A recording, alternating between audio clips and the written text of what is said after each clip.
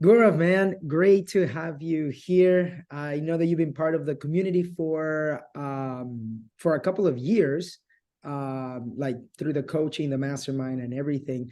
But you recently called me on Friday and to share a big win, and wanted to see what was that win, and then after you shared that win, I want to see what your empire looks like, and then I want to talk about how you got started with us. Yeah, sure. So one of the biggest win, I think this was one of the biggest paychecks I have received. And I was super excited because I've I know it's on paper. A lot of the numbers are on paper, and you feel like you are like, okay, you're building equity and you're doing something. But once that amount hits your bank account and you see those numbers, it's it's an insane feeling because you know something is working.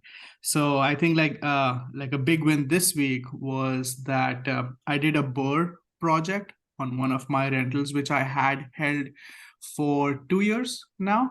And I decided to burr it and then sell it because I wanted some capital out of it to put into another like different projects.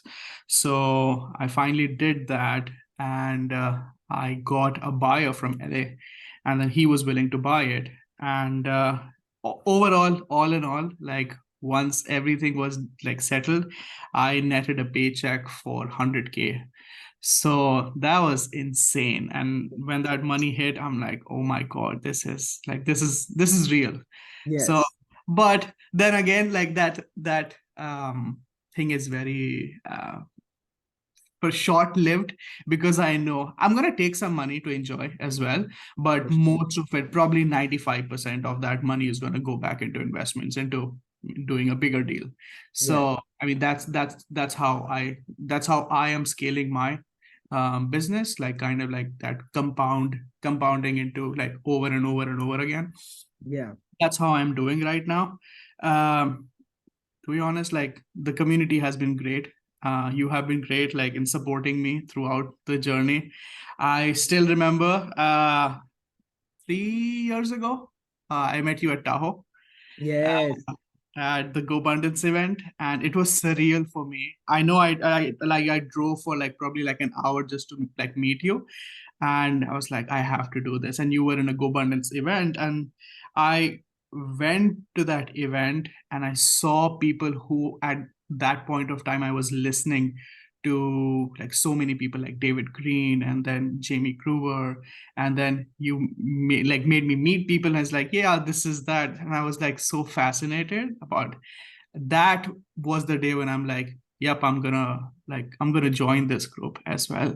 And then Mhm. I'm gonna join. So my first step was like, getting your guidance, which I truly feel I'm blessed to have, and I truly appreciate.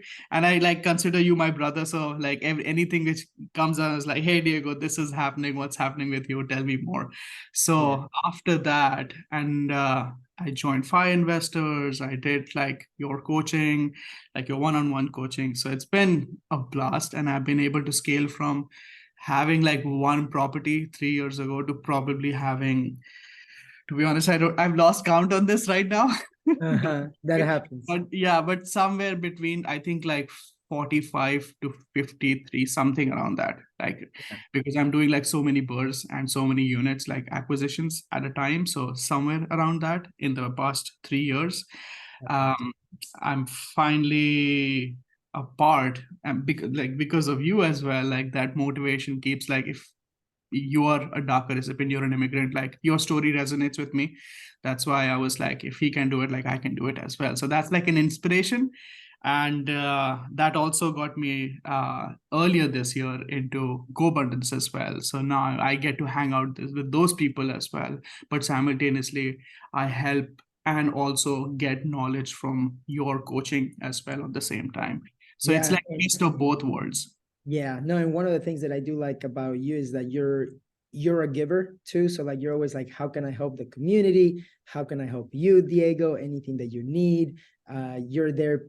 I know that people in the community reach out Yeah. to ask questions and everything. So it's really cool to be able to have you also like you learn but then what sets you apart too is that you take action, Correct. right? Yeah. Now, what was the limiting beliefs in the beginning that you had that maybe stopped you from taking action in the beginning, right? Or some obstacles that you had that then now you basically like, as you scaled and everything, you are doing great. Yeah, so I think the first challenge, so I come from I literally come from poverty. So that scarcity mindset was like a big factor of the first thing is like either I do not have the money or I do not deserve this or Mhm. something of that sort was like a big limiting belief that how would I do it? That's not for me. Like so example, like when you see like big houses, big mansions and like nice materialistic things, you only consider those for to be people who are like super wealthy. But you never think about it that everyone has a journey, whether in that generation or like the generations before, like someone took action, right, to reach their stuff. It's not like someone is just born into wealth. So Mhm. someone down the lineage, someone took that action. So I decided to be that person that, okay, I am going to change the course of like my lineage of, okay, like this is where it ends and this is where it starts for me.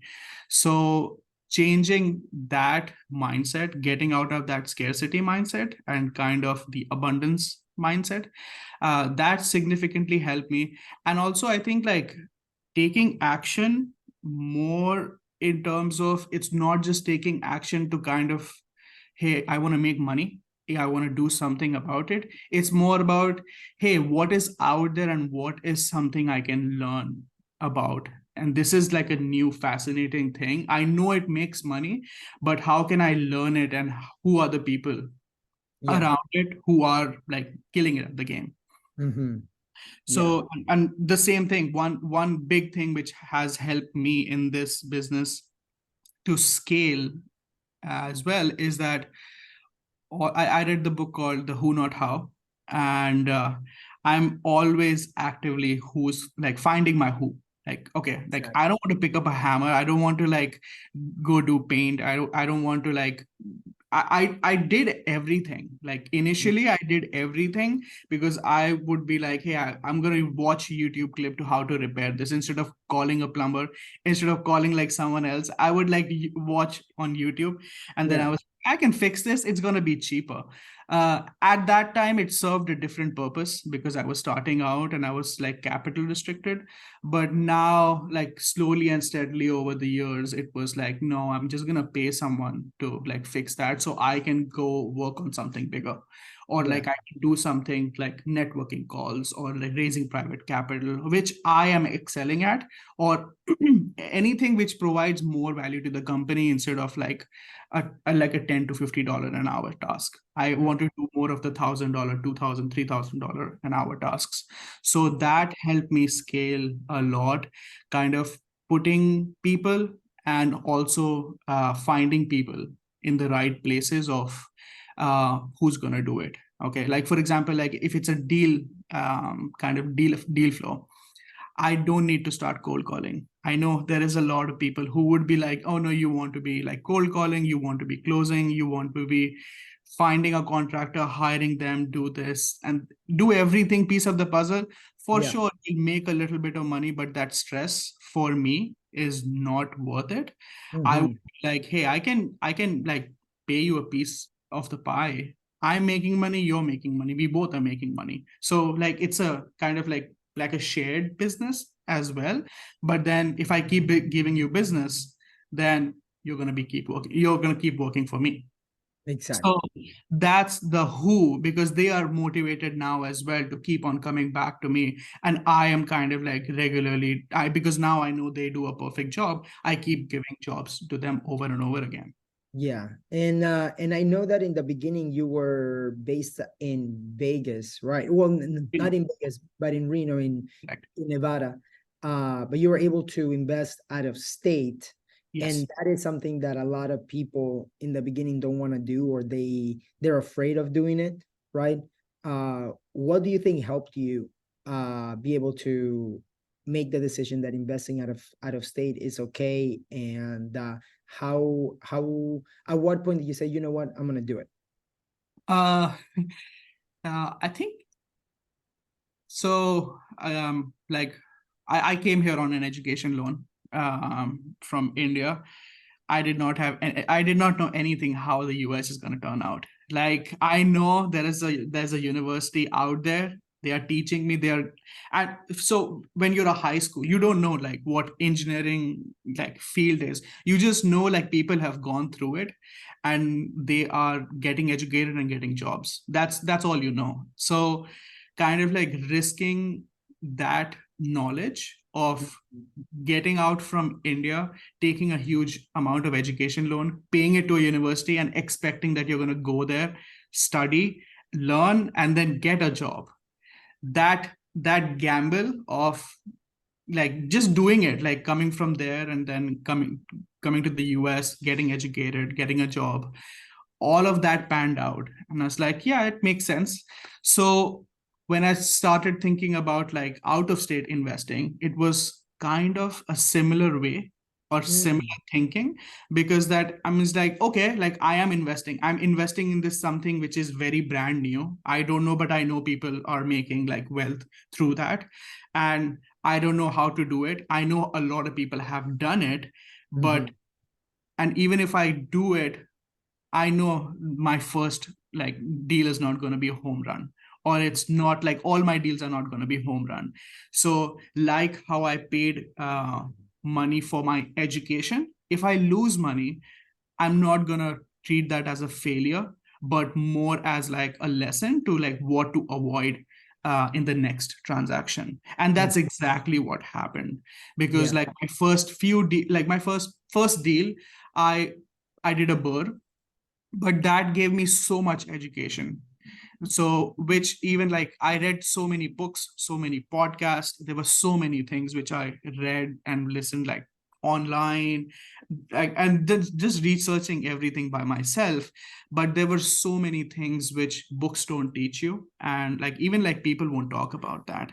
So those are the things, those are the crucial experiences which I had in those first deals.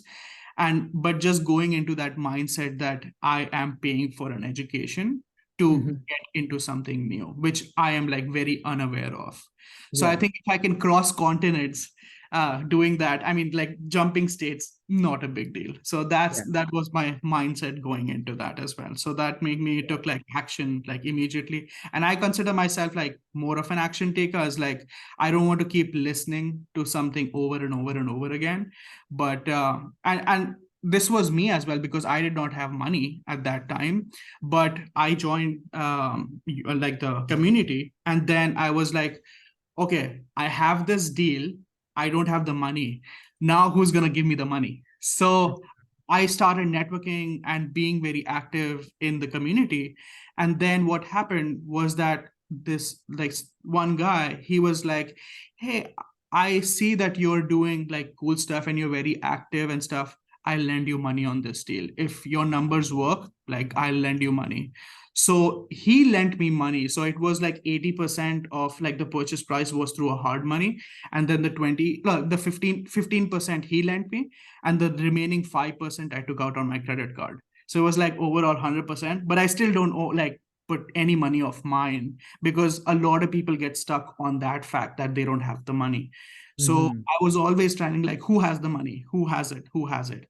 And being yeah, on a visa, that also significantly I feel has shaped me in a way, kind of like, because there are so many restrictions which my visa puts to, like, I cannot do this, I cannot do this, I cannot do this, I cannot actively flip, I cannot do active wholesale, I cannot do like anything active, I cannot do, everything has to be passive.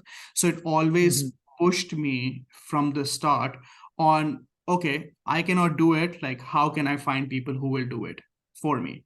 yeah. So just going through that directions, like that's a positive and a negative for me, I feel, but that has probably positively affected me even